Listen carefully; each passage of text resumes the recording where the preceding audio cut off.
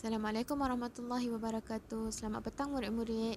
Baiklah, pada petang ni saya akan sambung lagi pelajaran kita, iaitu tajuk sirah berkaitan dengan tajuk Isra' dan Mi'raj, iaitu pelajaran yang pertama. Baiklah, yang pertama kita tengok pengertian Isra' dan Mi'raj. Pengertian Isra' ialah perjalanan Rasulullah sallallahu alaihi wasallam pada waktu malam dari Masjidil Haram di Mekah ke Masjidil Aqsa di Palestin. Baiklah, kita tengok pengertian Mi'raj pula. Pengertian Mi'raj ialah perjalanan Rasulullah sallallahu alaihi wasallam pada waktu malam. Baginda menaiki langit ketujuh dari Masjidil Aqsa ke Sidratul Muntaha. Baiklah, seterusnya kita pergi ke info berkaitan dengan peristiwa Isra' dan Mi'raj. Rasulullah sallallahu alaihi wasallam diisrakan dengan jasadnya sendiri dalam masa satu malam sahaja. Isra' dan Mi'raj ini berlaku pada 27 Rejab setahun sebelum hijrah. Okey, baginda menunggang burak dari Masjidil Haram ke Masjidil Aqsa yang ditemani oleh malaikat Jibril. Okey, apa itu burak? Burak ialah binatang tunggangan semasa berlakunya Isra' dan Mi'raj. Isra' dan Mi'raj ini bertujuan untuk memperlihatkan kebesaran, bukti dan tanda kekuasaan Allah Ta'ala. Selain itu, ianya juga bertujuan untuk memuliakan baginda Rasulullah sallallahu alaihi wasallam.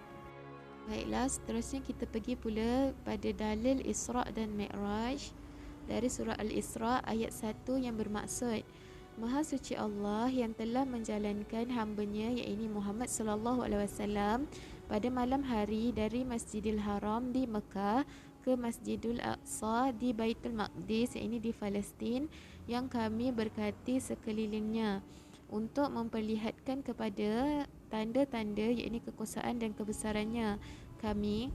Sesungguhnya Allah jualah yang maha mendengar lagi maha mengetahui.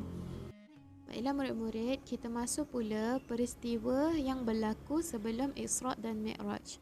Sebelum Isra' dan Mi'raj berlaku, Rasulullah telah mengalami peristiwa-peristiwa yang berikut. Antaranya ialah yang pertama, dada Rasulullah sallallahu alaihi wasallam telah dibedah kali kedua oleh malaikat Jibril.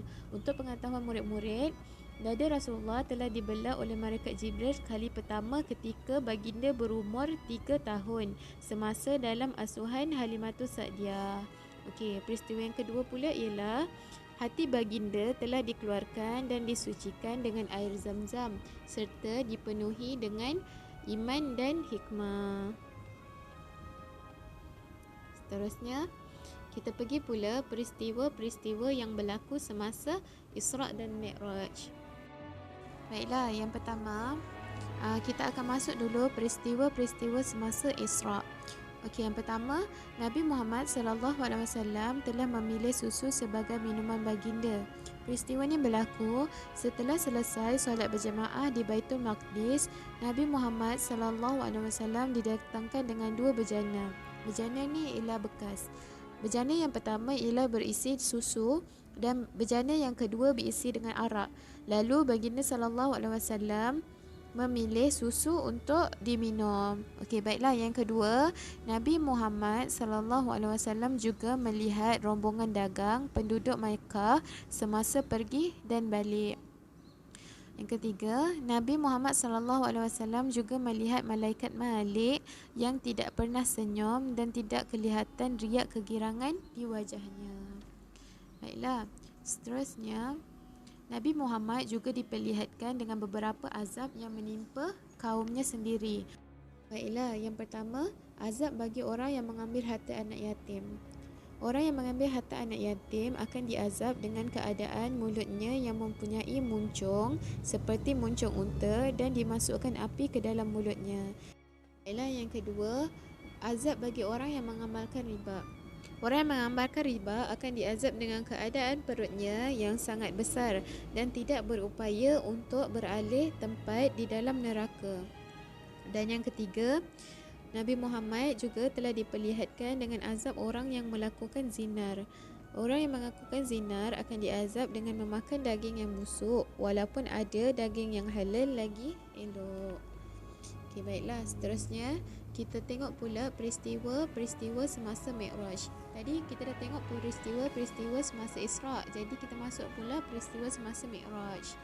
Okey, yang pertama, baginda bertemu dengan para nabi di setiap pintu-pintu langit. Yang kedua, baginda menerima kewajipan solat fardu 5 waktu sehari semalam yang jumlah asalnya ialah 50 waktu.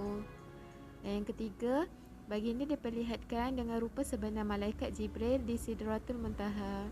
Jadi sekarang kita tengok ketujuh nabi yang telah ditemui oleh Nabi Muhammad. Okey, pada setiap pintu langit. Yang pertama, di langit yang pertama, Nabi Muhammad bertemu dengan Nabi Adam. Yang kedua, Nabi Muhammad bertemu dengan Nabi Isa dan Yahya. Pada langit yang ketiga, Nabi Muhammad bertemu dengan Nabi Yusuf alaihissalam.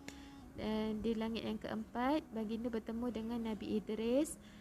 Di langit yang kelima, baginda bertemu dengan Nabi Harun. Pada langit yang keenam, baginda bertemu dengan Nabi Musa. Dan pada langit yang terakhir, iaitu langit ketujuh, baginda bertemu dengan Nabi Ibrahim.